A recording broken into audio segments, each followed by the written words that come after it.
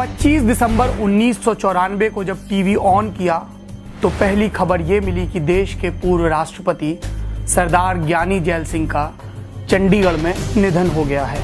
खबर और खंगाली तो पता चला कि तकरीबन एक महीना पहले 29 नवंबर को पंजाब के रोपड़ जिले में एक कार एक्सीडेंट में वह बुरी तरह से जख्मी हो गए थे और उसके बाद से पीजीआई में इनका इलाज चल रहा था। एक ओंकार सतनाम। एक लड़का जो फरीदकोट में पैदा हुआ, जिसके घर वालों ने चाहा कि वो बड़ा होकर धार्मिक ग्रंथी बने, इसके लिए उसने बाकायदा तालीम भी हासिल की और फिर वो गांधी बाबा के प्रभाव में आ गया।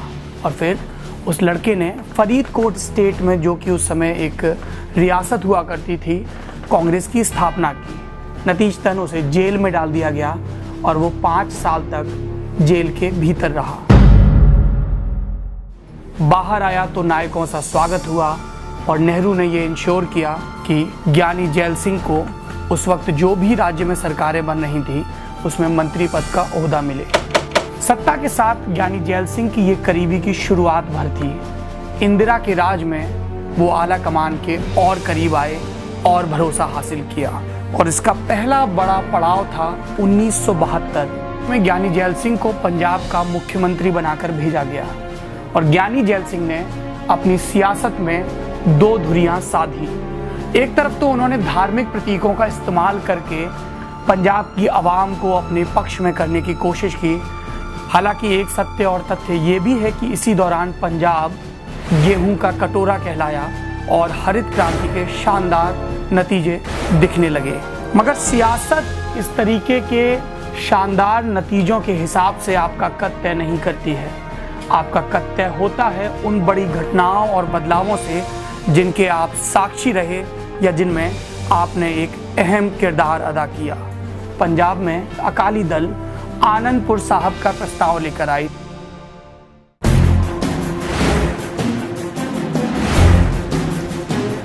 आप यूं समझ लीजिए कि इस प्रस्ताव का लब्बो-लुआब ये था कि पंजाब को और ऑटोनॉमी दी जाए और स्वायत्तता के नाम पर उसको कमोबेश एक अलग देश जैसा ही बना दिया जाए।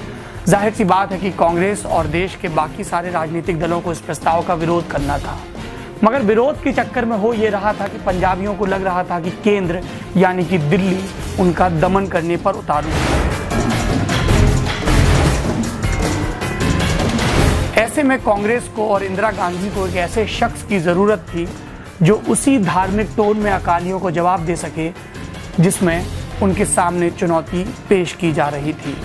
और तब भिंडरावाले सामने आया, दमदमी टकसाल का एक ऐसा धार्मिक नेता जो अपने खूरेजी तेवरों और भाषणों के लिए मशहूर हो रहा था। ज्ञानी जैल सिंह ने भिंडरावाले की मुलाकात संजय गांधी से करवाई और उसके बाद कांग्रेस का पंजाब प्लान एक्शन में आ गया। लेकिन हालात बदले और आलम यह हो गया कि भिंडरावाले इंदिरा गांधी, कांग्रेस और ज्ञानी जैल सिंह की पकड़ से बाहर हो गया।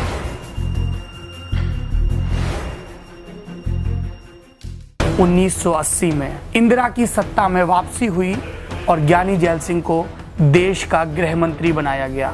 हालांकि राजनीतिक प्रेक्षकों का यह भी मानना है कि उस वक्त तक पंजाब में अलगाववाद और चरमपंथ तेज हो चुका था और इंदिरा की इस सियासी पहल का एकमात्र मकसद ये था कि ज्ञानी जैल सिंह के बहाने पंजाब को और ख़ास तौर पर सिखों को ये संदेश दिया जाए कि केंद्र की सरकार उनके हितों का ख्याल रख रही है। ज्ञानी जैल सिंह पर लगातार भिंडरावाले को संरक्षण देने के इल्ज़ाम लगते रहे। आलम यह है कि 2 बार भिंडरावाले की हत्या के एक मुकदमे में गिरफ्तारी की नौबत आई और दोनों बार देश के गृह मंत्री सरदार ज्ञानी जैल सिंह ने उन्हें अपनी निजी पैरवी के दम पर बचा लिया। एक बार तो ऐसा भी हुआ कि सत्ता को सीधे उसकी मांद में चुनौती देने के लिए भिंडरावाले दिल्ली आया और अपने समर्थकों के साथ खुली जीप में हथियारों के साथ लुटियंस दिल्ली में घूमा। इसके बावजूद सरकार ने उन्हें गिरफ्तार नहीं किया और वजह ये दी गई देश के गृह मंत्री ज्ञानी जैल सिंह के द्वारा कि ऐसा करने से हालात और बिगड़ जाएंगे। 1982 में ज्ञानी जैल सिंह को देश का राष्ट्रपति बनाया गया। And that I will devote myself to the service and well-being of the people of India. और उस वक्त जैल सिंह ने अपना सबसे कुख्यात या कि चर्चित बयान दिया था, मैं अपनी नेता के हर आदेश का पालन करूंगा। अगर वो कहेगी कि झाड़ू उठाओ और सफाई करो तो मैं जमादार बन जाऊंगा। फिलहाल उन्होंने मुझे राष्ट्रपति पद के लिए चुना है और मैं बहुत खुश हूँ। इंदिरा गांधी 31 मई 1984 को राष्ट्रपति भवन पहुंची। 1 घंटे तक उनकी ज्ञानी जैल सिंह से मुलाकात हुई और अगले दिन ऑपरेशन ब्लू स्टार हुआ।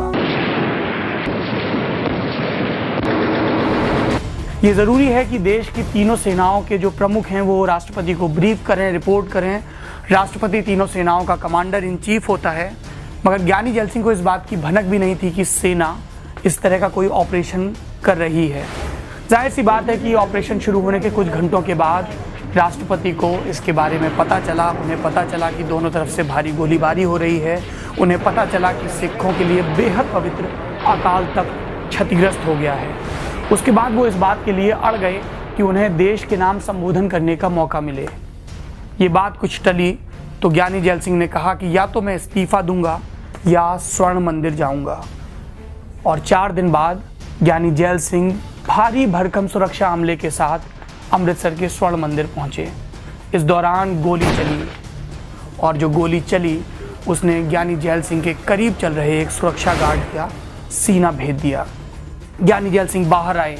उनके ज़हन में आया कि क्या ऐसे वक्त में उन्हें इस्तीफा दे देना चाहिए, मगर परिवार और शुभचिंतकों ने ये सलाह दी कि संविधान आपके धर्म या जाति से कहीं ऊपर है और ऐसे में अपने दायित्वों से पीछे हटना गलत होगा। ज्ञानी जैल सिंह राष्ट्रपति के पद पर बने रहे।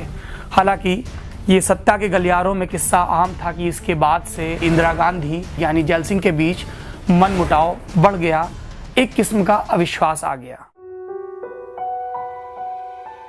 यह अविश्वास अपने अगले पड़ाव पर पहुंचता है 31 अक्टूबर के दिन। वो दिन जब देश के प्रधानमंत्री की उनके अपने घर में हत्या कर दी गई, उनके अपने ही अंगरक्षकों के द्वारा। और तुर्रा ये कि वो अंगरक्षक सिख थे। ऐसे सिख गार्ड जिनके बारे में सुरक्षा अमले में कुछ सवाल उठाए गए थे, लेकिन इंदिरा गांधी ने कहा था कि मुझे अपने देशवासियों पर और ख़ास तौर पर अपनी सुरक्षा करने वाले नौजवानों पर पूरा भरोसा है। भरोसा टूटा पहले तो तब जब सिख अंगरक्षकों ने प्रधानमंत्री पर गोली चलाई और दूसरी बार उस रात जब पूरे देश में और ख़ास तौर पर दिल्ली में बेहद संगठित ढंग से सत्ता के संरक्षण में सिख विरोधी दंगे शुरू हो गए। ज्ञानी जैल सिंह के पास इसकी खबर पहुंची। वो इंदिरा गांधी की हत्या के वक्त ओमान के राजकीय दौरे पर थे। जैसे ही उन्हें खबर मिली वो वापस आ गए। वापस आकर उन्होंने पहला काम ये किया कि इंदिरा गांधी के बेटे और कांग्रेस के महासचिव और अमेठी से सांसद राजीव गांधी को प्रधानमंत्री पद की शपथ दिलाई। ऐसे में होना तो ये था कि एक नई शुरुआत होती, राष्ट्रपति और प्रधानमंत्री के बीच यकीन बनता, लेकिन शपथ ग्रहण के कुछ ही घंटों के बाद सिख विरोधी दंगे होने लगे और ऐसे में राष्ट्रपति को अपनी बेबसी का बेतरह एहसास हुआ। उनके पास फोन आ रहे थे, उनको बताया जा रहा था कि उन्मादी भीड़ ने सिखों की कॉलोनियों को घेर रखा है। सिख टैक्सी ड्राइवरों को कारों से उतार के उनके गले में जलते हुए टायर डाले जा रहे हैं। किसी का भी बेचैन होना स्वाभाविक था, क्योंकि ये देश, इस देश का दर्शन और इस देश का संविधान इस तरीके की उन्मादी कार्रवाइयों की इजाज़त नहीं देता है। ज्ञानी जैल सिंह ने बार बार प्रधानमंत्री के दफ्तर और घर फोन किया, लेकिन उन्हें कोई जवाब नहीं मिला। ज्ञानी जैल सिंह की बेटी डॉक्टर गुरदीप कौर इस किस्से को, इस वक्त को याद करती हैं और कहती हैं कि मैंने अपने पिता को इतना बेबस कभी नहीं देखा था। वो सारी रात बैठे रहे और उस आदमी दे मन ते इन्ना दर्द सी कोई होर किसी नूं पता ही नहीं लग सकता। ज्ञानी जैल सिंह पर सिखों के तमाम तबकों, कुनबों और उनके अपने परिवार की तरफ से इस्तीफे का दबाव एक बार फिर बढ़ गया था, लेकिन उन्होंने सलाह मानी अपने दोस्त और सिखों के एक गुरु हरभजन सिंह खालसा की, जो योगी भजन के नाम से मशहूर थे। योगी ने उनको सलाह दी कि यदि इस वक्त आपने इस्तीफा दिया तो सिखों और गैर सिखों के बीच की फांक और भी बड़ी हो जाएगी और उसके बाद वापसी का कोई रास्ता नहीं रहेगा। ज्ञानी जैल सिंह अपने पद पर बने रहे। लेकिन उन्हें ये बात कचोटती रही कि राजीव गांधी की सरकार ने सिखों को बचाने के लिए पर्याप्त कदम नहीं उठाए। कुछ ही दिनों बाद राजीव गांधी का वो कुख्यात बयान भी आया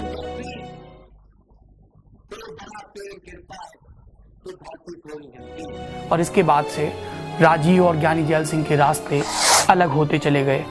आलम यह हुआ कि एक रोज लोकसभा में चर्चा के दौरान राजीव के करीबी और कांग्रेस के सांसद के तिवारी खड़े हुए और बोले, स्पीकर महोदय, देश के राष्ट्रपति का घर आतंकवादियों की शरण स्थली बन गया है।